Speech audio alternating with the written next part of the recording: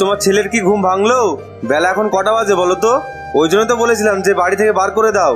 কোথায় থাকবে কি খাবে সে নিজে নিজে দেখে নেবে। তুমি তো আমার কোনো কথাই শুনবে না। ছোট ছেলে বলে খুব দরদ। তুমি এত চিৎকার করছো কেন বলো তো? কাল একটু রাত করে বাড়ি এসেছে, তাই হয়তো ঘুমোচ্ছে। হ্যাঁ হ্যাঁ, তোমার ছেলে চাকরি করে যে, তাই বাড়ি আসতে অনেক লেট হয়ে গেছে। গিয়েছিল তো বন্ধুদের সাথে আড্ডা মারতে। তুমি এখান থেকে যাও তো, গিয়ে আগে দোকানটা খোলো।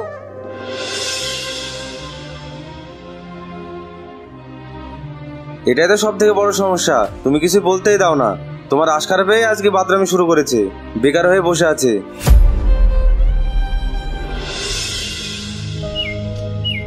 রান্না কি হয়ে গেছে বৌমা? সুরজের জন্য কি ডাল ভাতে দিয়েছো? ও আবার ডাল সেনা না হলে ভাত খেতে চায় না।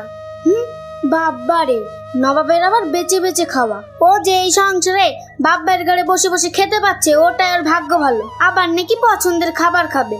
বৌমা এভাবে কথা বলছো কেন? সুরজ আজ বেকার আছে বলে কি সারা জীবন বেকার থাকবে? ও দেখবে একদিন রাকেশের মতো ভালো কিছু করবে। হ্যাঁ, কেমন যে কি করবে সে আমার ভালোই জানা আছে।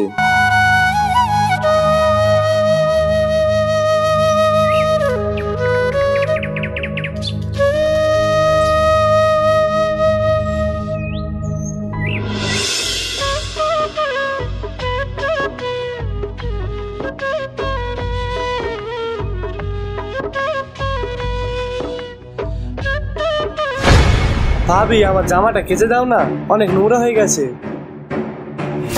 এই এই, আমাকে কি এই বাড়ির চাকর পেয়েছো? তাই ঘুম থেকে উঠে হুকুম চালিয়ে দিচ্ছ? নিজের জামা নিজে কেচে নিতে পারো না?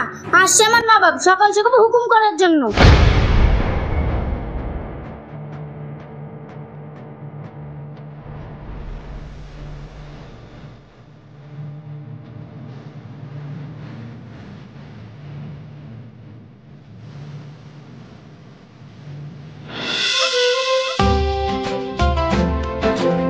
তোমাকে বললাম না আমার ভাই 5,000 টাকা চেয়েছে নতুন একটা জ্যাকেট কেনার জন্য? কি হলো, দিলে না যে? দেবো 2-1 দিনের মধ্যেই দিয়ে দেবো। টাকাটা তুলি তারপর দিয়ে দেবো, তুমি চাপ নিও না। দাও মা, খেতে দাও। খবরদার, তুমি ওর পাতে ভাত খুলবা না। আমার কষ্টের উপার্জন করা টাকা আমি কাউকে ফালতু খাওয়াতে চাই না।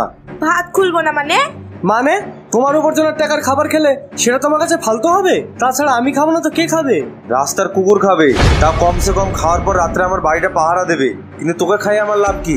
নিজের ছেলেকে দুটো ভাত খেয়ে দেবে, তা আবার লাভ লস দেখছো তুমি?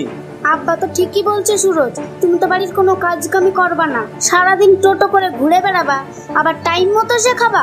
এইভাবে তো চলতে পারে না সুরজ। আমার স্বামী কষ্ট করে ইনকাম করবে আর তুমি বাড়িতে নবাবের মতো বসে বসে খাবে, এটা তো আমি সহ্য করবো না সুরজ। বৌমা তুমি চুপ করো।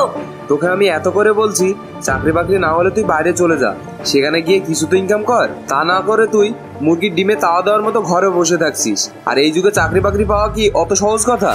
আরে তুই কাকে কি বলছিস? বিবেক বুদ্ধি থাকলে তবেই না কারো কথা শুনবে, কোনো বুদ্ধি নেবে?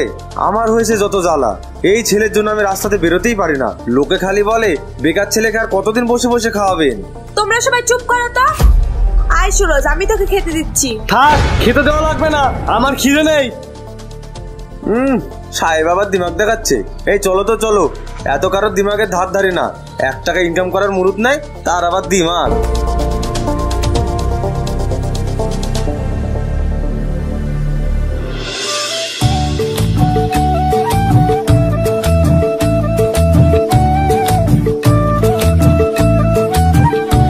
কি রে ভাই, তোরা কি আলোচনা করছিস?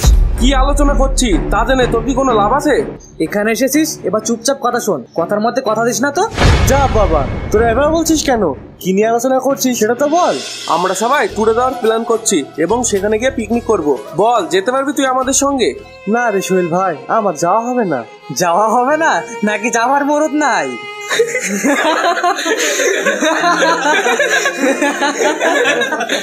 ওখানে যেতে একজনের কত টাকা খরচ হবে রে ভাই? তুই হইলে আদার ব্যাপারী, জাহাজের খোঁজ নেওয়া তোর কি দরকার বলতো?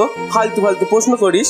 লাগবে তা 3,000 টাকা, তুই খালি যাওয়ার ভাড়াটা দিস তাহলেই হবে। আমাদের তরফ থেকে না হয় ফ্রি ফ্রি খেয়ে নিবি আর কি। বেশ, তাহলে আমাকেও ধরিস তোদের সঙ্গে, আর সন্ধ্যায় টাকা দিয়ে দেবো। থার্ড ক্লাস ছেলে একটা, সন্ধ্যেলা টাকা দেবো বললো তো, দেখবি দিতে পারবে না। বাদ দে তো সুরজের কথা, ওর মতো ফালতু ছেলে এই পারে আসেনি কি আরেকটা অকারমা ঠিকই।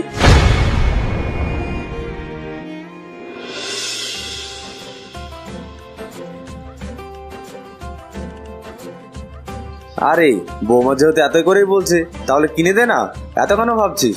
ওর তো অনেক দিনেরই শখ একটা স্কুটি চড়ার, কিন্তু এই মুহূর্তে এতগুলো টাকা হুট করে কিভাবে ম্যানেজ করবো আব্বা? হ্যাঁ, আমি কিছু চাইলেই তো তোমার টাকা শর্ট পড়ে যায়, আর বাকি সব কাজ করতে তোমার আর কোনো অসুবিধা হয় না। আরে টাকা নিয়ে এত ভাবছিস কেন?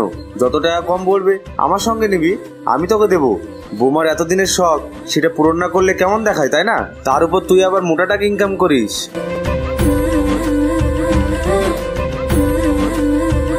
আব্বা, আমার 2000 টাকা লাগবে, সাইনরা সবাই ঘুরতে যাচ্ছে, আমিও ওদের সঙ্গে যাব।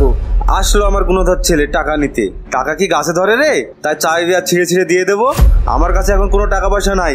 টাকা নাই বলছো? তাহলে পাড়ার সবাই ঘুরতে যাচ্ছে, আমি যাব না? হ্যাঁ যাবি, কিন্তু যখন নিজে ইনকাম করতে পারবি তখন যাবি। তাছাড়া তুই সারাদিন তো ঘুরেই বেড়াস, নতুন করে আবার কি ঘুরবি? এই তোর লজ্জা শরম নাই? যখন তখন এসে টাকা চাস, মাঝে মধ্যে মনটা চায় গলাটা ধাক্কা দিয়ে বাড়ি থেকে বের করে দিই। হ্যাঁ, ওটা ছাড়া তুমি আবার কি পারবা? আমি সবই বুঝি।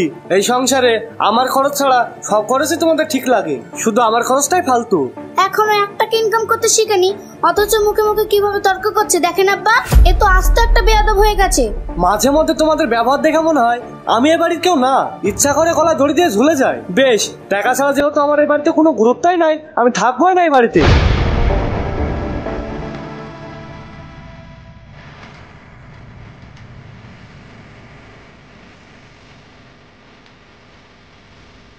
যাও যাও, তুমি কত দূর যেতে পারবে সে দূর আমার জানা আছে। এই নিয়ে 5 বার হলো বাড়ি থেকে চলে যাওয়া, সেই তো আবার ঘুরে এই বাড়িতে আসো। ঢং দেখে বাঁচা যায় না।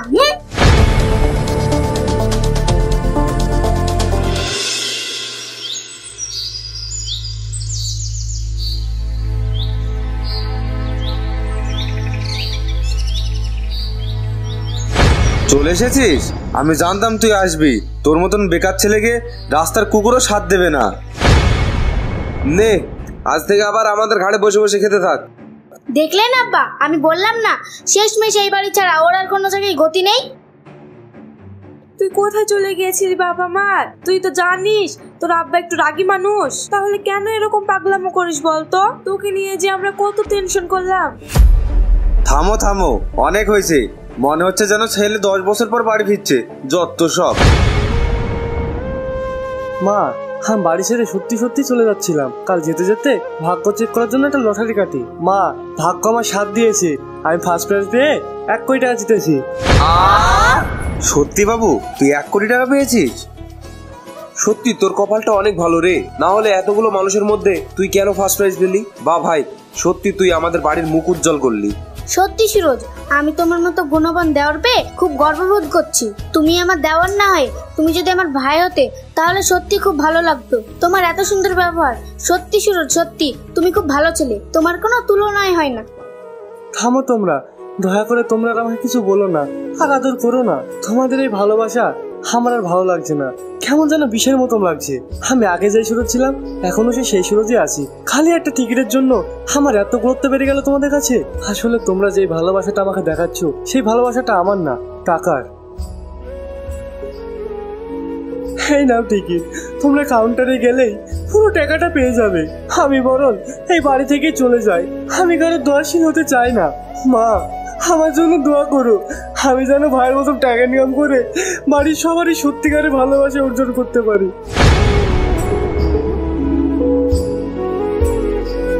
না সোনা, তুই কোথাও যাসনি, আমার টাকা পয়সা লাগবে না। তুই শুধু আমার চোখের সামনে থাক, তাতেই আমার শান্তি।